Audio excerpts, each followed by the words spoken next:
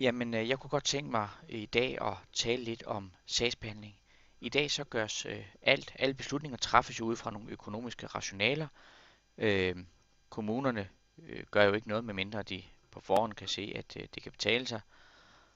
Så derfor så stiller jeg egentlig spørgsmålet, kan det betale sig at behandle hinanden ordentligt i sagsbehandlingen?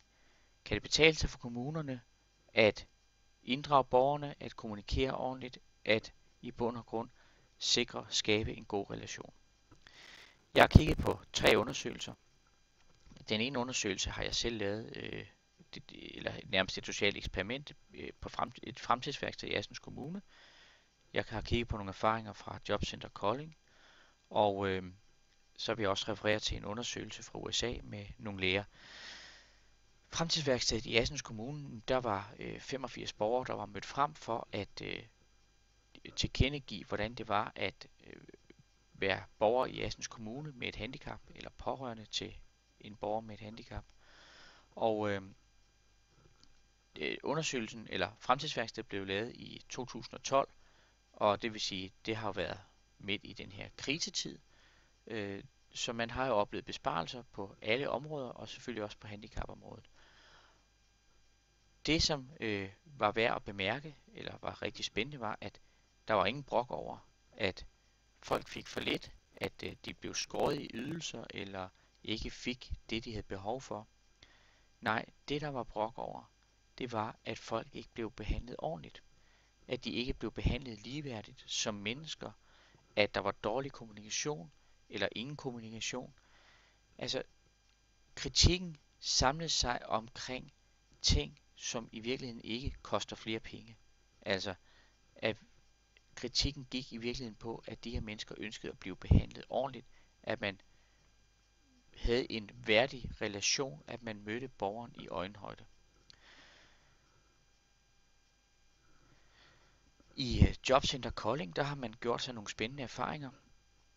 De har også oplevet et væld af klagesager, og man fandt ud af, at det var enormt ressourcekrævende at skulle arbejde med de her klagesager hele tiden. Det ved alle kommuner i øvrigt også, andre kommuner også. Men man fandt jo ud af, at ved i virkeligheden at kommunikere mere massivt med borgerne, jamen så kunne man faktisk reducere antallet af klager med 20%. I stedet for bare at sende en afgørelse til borgeren, så de havde det med posten fredag, så kunne de ikke komme i kontakt med nogen før om mandagen, jamen så fandt man faktisk ud af, at man skulle aldrig nogensinde sende en afgørelse til en borger, uden først at have kontaktet dem i telefonen. Det vil sige, at man faktisk havde en god kommunikation med borgeren, hvor man kunne forklare borgeren om afgørelsen, og borgeren faktisk kunne stille nogle spørgsmål. Så det at i virkeligheden give borgeren en mulighed for at forstå, hvad det er. I har sikkert selv modtaget mange af de her breve, som er helt umulige at læse. Ikke? Så det at have den her ordentlige kommunikation med borgeren, og også tage borgerens spørgsmål alvorligt, det kan i hvert fald svare sig rent økonomisk, fordi det bonger ud i en reduktion af klagesager med det samme. I USA, der har forsikringsselskaberne meget stor interesse i at finde ud af, hvad det er for nogle læger, som bliver sagsøgt mindst. Og det er jo fordi, at det amerikanske retssystem, det fungerer jo lidt anderledes end herhjemme, hvor man måske, hvis man får sat det højre ben af i stedet for det venstre, så får man en erstatning på 68.000 eller noget i den stil. Ikke? I USA, der er det jo 68 milliarder, havde jeg sagt. Altså, det er en helt anden afregning. Så de har selvfølgelig stor interesse i at finde ud af, hvad er det for nogle læger, der bliver sagsøgt. Og der har man fundet ud af, at det er ikke nødvendigvis dem, der fik et 12-tal i medicin,